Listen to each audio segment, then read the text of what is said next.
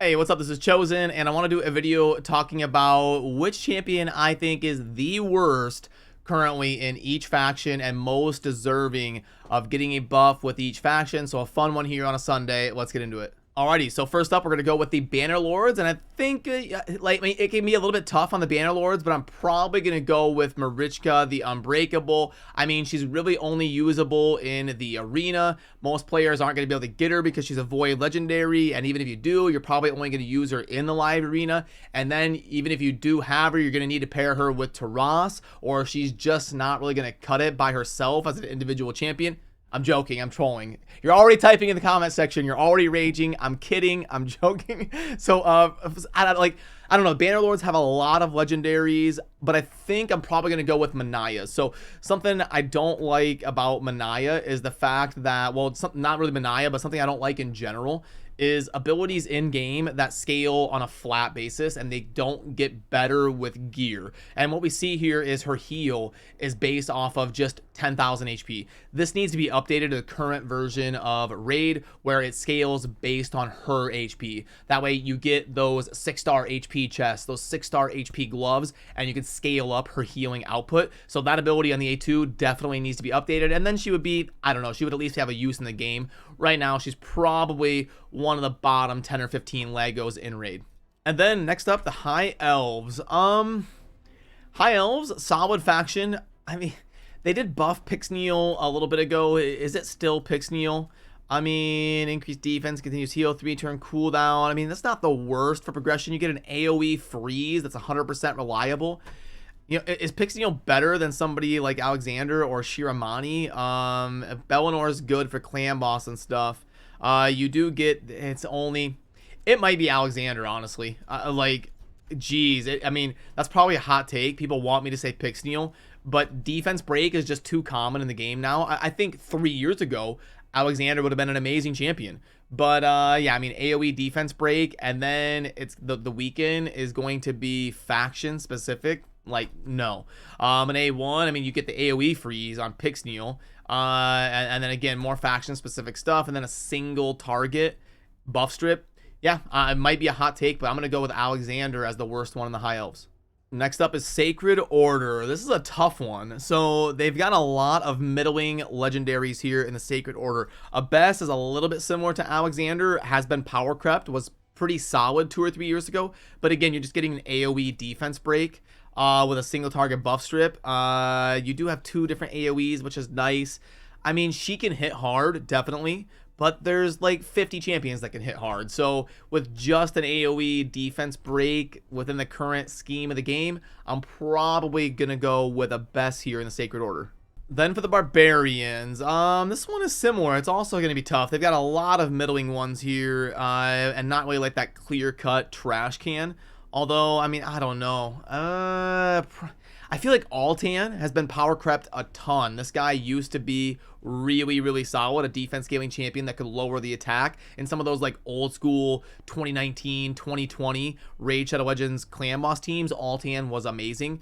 And even in some like spider runs and stuff like that. But again, a single target attack down and a revive that is only going to be if he kills something. With a defense up and a shield, which both of those have like shielding has become way more common in the last couple of years. So honestly, in terms of just being old school irrelevant, I'm gonna go with Altan. Ogryn Tribes is next. Now, Ogryn Tribes is one of the least filled out factions just in terms of champions. They have a decent amount of epics, but they're a little bit struggling here on the legendaries. I think Shamrock is underrated, and let's see. I'm probably going to go with Gerda. I mean, we've tried to make Gerda a thing in all sorts of different testing, but her kit just is not going to... I mean, even on, like, a lot of people might say, like, Gerptuck or something, but Gerptuck at least has the AoE block buffs on a 3-turn cooldown, so you can bring a lot of utility and kind of beef up the damage of your team. I'm going to go with Gerda Bogbrew. Then for Lizardmen, I mean, it used to kind of be Vergamkar, but Vergamkar actually got a pretty solid buff and is a really good early to mid-game champion and going to be amazing for faction wars as well. Actually brings a decent amount to the table. He's more of a middling, like a low middle legendary now. You know, I'm probably going to go with Basatha. I don't know that I've really ever seen Basatha be used in the game by anybody. So, I mean, obviously every legendary is going to bring something to the table, but versus the other ones in the faction here, you know, Vargal has amazing base stats, so at least he has that going for him. Basatha is, I mean, HP scaling with 20,000 HP. Yeah, that's my pick here for Lizards. Then Skinwalkers. Okay, so again, a similar theme to a couple of the earlier ones. I'm going to go with Hawkhorn. Hawkhorn used to have a really cool role in the game because what he would do is remove all debuffs. He would do an AoE cleanse while also placing a block debuffs, which back then was insanely rare, and we used to call them an immunity cleanser because you would build him in an immunity set so that he couldn't have anything done to him in terms of CC, and then you absorb everything and he would cleanse and then also block debuffs. But now there's a lot more options to get to that point instead of using someone like Hawkhorn. So I think because of the evolution of raid over the last 2.5 years, Hawkhorn has completely fallen out of being relevant, so he's my pick here in Skinwalkers. Then the Orcs. I'm probably gonna go Tila got buffed. It used to be Tila, but Tila got buffed. She's at least, her buff didn't end up being as impactful as we hoped and thought it would be, but still definitely better than she was. You know, there's two or three that I could be talked into, but I'm probably going to go with Robar. It's a similar story to like Alexander and Abess. I mean, he's got an AoE defense break, which just isn't enough. And you want to build him to do an insane amount of damage, so you don't want to build him in super high accuracy anyway. He would kind of settle in as like an AoE nuker with the 2 AoE abilities and being able to scale up based on some things that are placed on your opponents. And he can hit hard. Don't get me wrong, he can hit hard. But like I said earlier, there's 40 champions that can hit hard. So I just don't think Robar brings enough to the table, and especially in the most competitive role in Raid, which is the damage role, because usually in most teams, you're only bringing 1 damage dealer, which means that there's going to be a lot less of an opportunity for champions to slide in there. So yeah, Robar is the pick here in the Orcs. And we are already more than halfway through. So Demon Spawn, one of the best factions in the game here with the Demon Spawn. So this one could be tough. You know what? Gosh, this one's a tough one. I mean, basically all of these champions are going to have a use somewhere. But I mean, because like I lean towards wanting to pick Lord Shazar, but he does slot into a lot of those different like Demon Lord compositions and stuff. But, you know, Neathway has seen a little bit of a rise with the live arena. He at least blocks revive just as a passive on anything that he kills, which is pretty cool.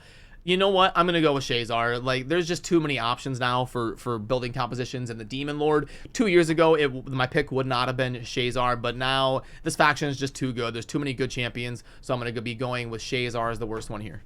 And then another elite faction in the Undead Hordes. So this one is going to be really, really difficult. Basically, all of these champions can do something and have a role within the game.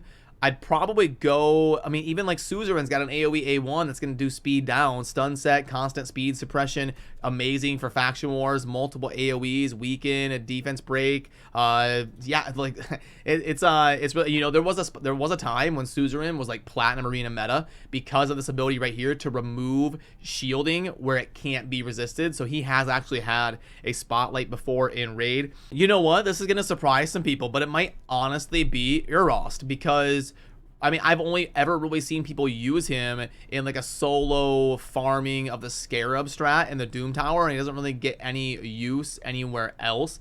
And the legendaries are just too good in this faction. It's like Suzerain and Skartorsis kind of fall into the same tier because you've got the AoE A1 on Skartorsis, and you're getting a lot of utility because you are stealing a buff from each enemy, not even just removing it. So I love the A1s here and some of the utility options. I'm probably going to go with Urost because he's just kind of irrelevant unless you're using him to solo the Scarab, but he does at least have a role in the game, and this faction is just too tough. I guess you could go with Nethril. He's been power crept a lot. Maybe I will go with Nethril. Like, it is super cool, but a 4-turn cooldown on the, like, yeah, I'm going to switch from Urost. I think Urost has more of a role in the game than Nethril, so my pick here is going to be Nethril and the Undead. And then another elite faction here in the Dark Elves next. This, like, you could argue that these 3 factions, Demon Spawn, Undead, and Dark Elves, are the top 3 in the game. So I think it's, you know, there's a few choices you could go with here, but most of these, even the champions that seem bad in the Dark Elves, they have a role within the game. I'm going to go with Queen Ava. Queen Ava is really only good as like a beginner early game speed campaign farmer.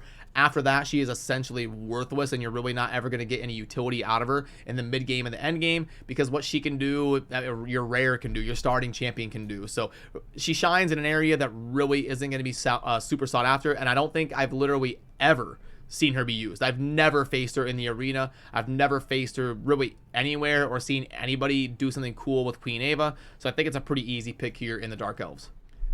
Night Revenant. Oh, geez. I'm probably going to be going with Fortis. This kit's just too weird. I mean, they have to be feared for it to be a reliable true fear, and it's going to be a 1 turn. We get the Mashaled doing a true fear for 2 turns, and he's a void Lego, and the way that his kit kind of functions here and how it synergizes, as a void legendary, I would like to see Fortis get a little bit of love, so I'm going to be picking him here in the Night Revenant.